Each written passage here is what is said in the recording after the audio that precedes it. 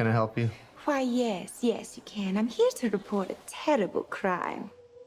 And what terrible crime is that? This one. Ah, shit. I told this all wrong. Quick history lesson. Mutual. And soon enough... Psychologically speaking, vengeance rarely brings the catharsis we hope for. Yeah. Are we ready? I named him Bruce after that hunky Wayne guy.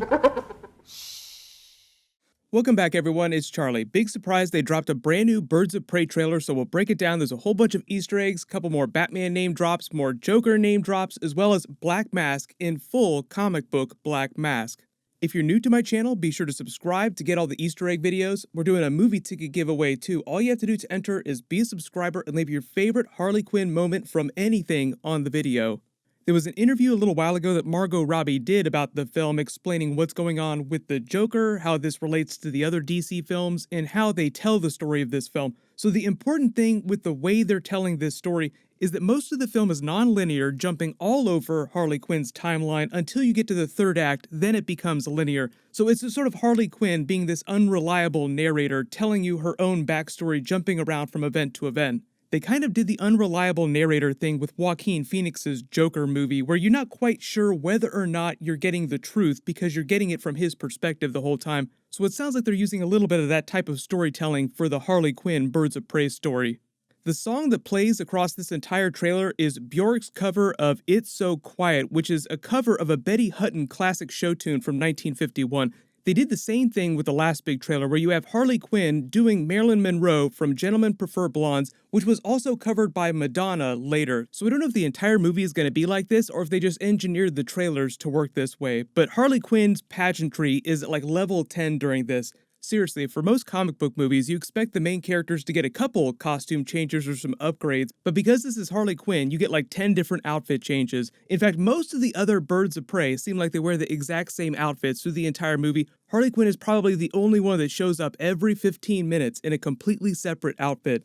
The opening scene of the trailer seems like it's her rescuing one of the other Birds of Prey from lockup. It's not clear which police department this is, because later in the trailer you find out that Renee Montoya is basically being kicked to the curb because she's trying to investigate Black Mask. So the rest of the police department is giving her the middle finger, laughing at her for trying to take down Black Mask. It makes them seem kind of dirty, so I don't know what's going on with this particular precinct and where Commissioner Gordon is in all this. Most of the time when you see a dirty precinct in a Batman story, Batman winds up taking that precinct down with the help of Gordon. They give you a little more context for her backstory with Joker leading up to the events of this film, because this is coming after the last Suicide Squad film, and in that post-credit scene, Joker shows up to Belle Reve to break her out. So you do kind of wonder what happened in those couple years between these movies. But if it wasn't clear, this is obviously taking place after the last Suicide Squad film, but probably before the next Suicide Squad film that James Gunn is doing. That film will also feature a version of Margot Robbie's Harley Quinn. I'm assuming it'll be set after the events of this movie, but that's not totally clear yet, so we'll just worry about it when they start dropping footage for the next Suicide Squad film. But this is basically Harley Quinn blowing up Ace Chemical to quote-unquote break up with the Joker. Two things we could probably assume here: she did not leave a note, and she did not actually kill the Joker. She's just blowing up his quote-unquote home base. I know a lot of you are also asking, where is the Joker? How does he figure into this movie? Are there any scenes with Jared Leto's version of the Joker, just for continuity's sake? Margot Robbie revealed that there is no Jared Leto anywhere in this film. They did use a body double for some distant scenes, but you don't actually see the Joker himself on screen, so you wouldn't be able to tell that it's not Jared Leto playing the Joker, but it's meant to be his version. The rest of the trailer is dedicated to just explaining what the actual story is, why they come together, why Black Mask wants to kill every single one of them. As she says during the trailer, turns out when you're not with the Joker anymore, a lot of people want to kill you. They're all terrified of the Joker, the clown prince of crime, even Black Mask. So now that she's not with the Joker anymore, she's basically saying that they've declared open season on Harley Quinn.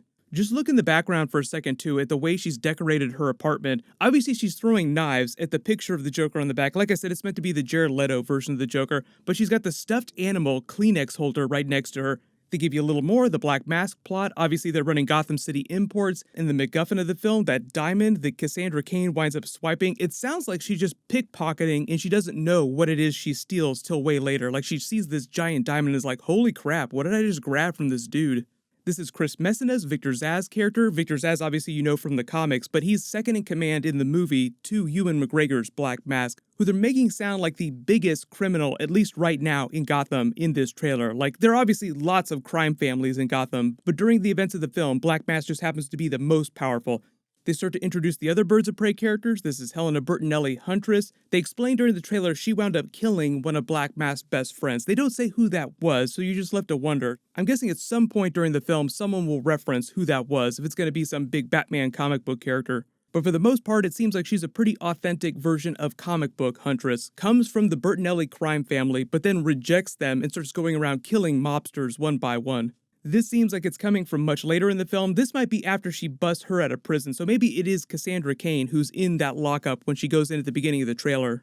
You can kind of use the trailer footage to chart the timeline of the movie based on the different outfits that Harley Quinn wears, because like I said, there are many different outfits. This seems like a very Deadpool-esque scene of Harley Quinn trying to fight this biker gang off inside this evidence locker, but she sits behind this giant pile of blow, then inhales it in, has a very Deadpool-esque, ooh, I'm touching myself kind of moment, I have a big plan, and then the things go completely off the rails. If you think it's weird to see Harley Quinn doing drugs in the trailer, it's probably because the movie is rated R, so it's going to be a little more hardcore, even though this trailer is a green band version of the trailer. The biker gang takes a face full of blows, so even though she just kicks the crap out of them, you have to imagine that by the time they go down, she sets that dude's beard on fire, they are probably high as kites. More them cutting loose in the supermarket, having fun, doing a big shopping spree, getting food, and also getting food for the hyena. There's a giant bag of dog food in there that you can't see.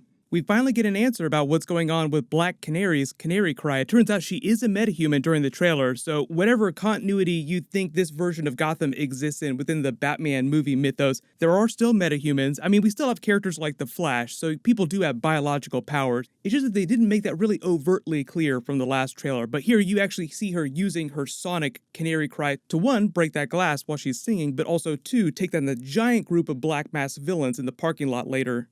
Harley Quinn says she betrayed Black Mask, but it's not clear what she did to betray Black Mask. All this stuff of them inside the amusement park is taking place on Amusement Mile, which is obviously a very seminal location within the Batman mythos for the Joker and the Harley Quinn character. Love the way they all react to Huntress's unbridled rage. Way more Black Mask suiting up in a couple different costumes in a bunch of different sequences. Also more of the False Face Society gang wearing their masks too. We've seen them in the previous trailers, but they just give you much better look in this trailer. They show you her and Cassandra Cain getting some burritos, it looks like, just enjoying the smell, with the hyena in the back, which she's named Bruce after Bruce Wayne, Batman. It's not clear if Batman is going to be featured anywhere during the movie. I'm not expecting him, but if there's this Bruce Wayne reference, I'm assuming there's maybe a couple other Bruce Wayne references, or the big guy, the Bat guy, maybe just offhanded Batman remarks without directly referencing Batman. We're in a weird place cinematically with our version of Batman because they're making Robert Pattinson's The Batman movie right now. We've actually seen him on set, but technically the Batman of this movie should be Ben Affleck, but I don't know if he's going to be featured in any of the future movies, even the Flashpoint movie that they just announced. There were also a lot of people after the last trailer that claimed that there were two hyenas in the back of her car, but this clearly shows that there's one hyena, and instead of it being Bud and Lou from the original animated series, those are the two hyenas that she has during that. She might just have the one hyena, Bruce, for most of the movie. Maybe she gets another hyena at the end of the movie too. Usually when they change things like that, it's usually for the sake of practicality, like they have a combination of different types of special effects to pull off the hyena in these scenes. Some of the scenes with it seems like they're animatronic, like when it's in the bathtub laughing after she references Batman. Then because there's a grand tradition of Harley Quinn unleashing her hyenas upon people that she doesn't like, there's probably a scene where she uses it to maul someone that'll probably be full CG. They had some of the roller derby Harley Quinn scenes. I don't know what kind of roller derby she's doing during the course of the film. Maybe that's just something that she picks up in her free time after she's not with the Joker anymore. But they kind of turned it into this big roller derby action scene later when she's trying to rescue Cassandra Cain from Black Mask in his car. The funny thing about Harley Quinn in this scene here, when she's talking to Huntress about her rage, you have to remember that Dr. Harleen Quinzel was actually a psychologist at Arkham Asylum before she became Harley Quinn. She was the one that was brought in to psychoanalyze the Joker before he wound up twisting her to his ways and she became the Harley Quinn character. So just because she's been Harley Quinn this whole time doesn't mean that she's still not a really good psychologist. She can psychoanalyze all these other people, so maybe she does some of that during the film. They got into a little bit of that backstory during the last Suicide Squad film, but she's just been in full Harley Quinn costume going crazy like comic book Harley Quinn for so long that you kind of forget that she actually used to be a really good doctor. There's a big montage of action scenes from previous trailers that we've seen from across the movie. Then she looks to camera while back in her car, breaking the fourth wall. So it does sound like she's going to be breaking the fourth wall a little bit during the film. A little bit Deadpool style, not quite the way that Deadpool does it. The funny thing about the Deadpool and the Harley Quinn characters is they kind of use them in similar ways in the comics to comment on the action of whatever stories that they're in breaking the fourth wall, is that they both debuted relatively close to each other in the early 90s. Deadpool came first in New Mutants number 98 in 1991. Harley Quinn debuted the next year in 1992 on Batman the Animated Series in the episode Joker's Favor. If you're not a big comic book reader, Harley Quinn is actually probably one of the most famous examples of a character in the comics that's super popular in present day that did not debut originally in the comics. She debuted on the TV show. Everyone loved it, so they brought her into the comics. Everyone loved it even more, and she wanted to become even more popular over time. But everyone, let me know in the comments if you spotted any big Easter eggs in the trailer that I didn't mention in the video. I will be doing review videos, Easter eggs, and everything for this movie when it comes out next month. I will do a new video about the Flashpoint movie. There's a couple big trailers that have just dropped, so I'll try to get to all the videos as fast as possible, including the Crisis on Infinite Earth stuff. Also, name a giveaway winner when I post that next trailer video.